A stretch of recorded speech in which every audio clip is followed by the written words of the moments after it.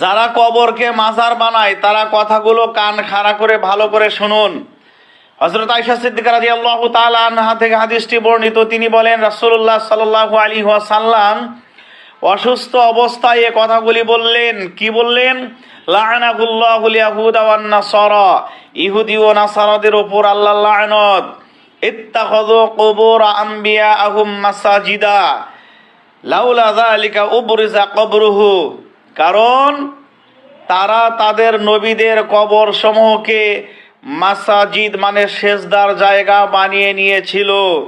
গায়রা আন্নাহু খাশিয়া আইয়ুত্তাখিযা মাসজিদা, আল্লাহর নবী বলেন যদি আশঙ্কা না হতো যে তার কবরকে মসজিদ বা সেজদার জায়গা বানানো হবে, তবে তার কবরকে উন্মুক্ত স্থানে দেওয়া হতো। হাদিস বুখারী মুসলিম। সম্মানিত প্রিয় ভাইয়েরা, বিশেষ করে বাংলাদেশের কথা বলি, যতগুলো পীরের দরবার আছে ততগুলো মাজার আছে, আর প্রতিটা মাজারই সেজদার জায়গা বানিয়ে নিয়েছে।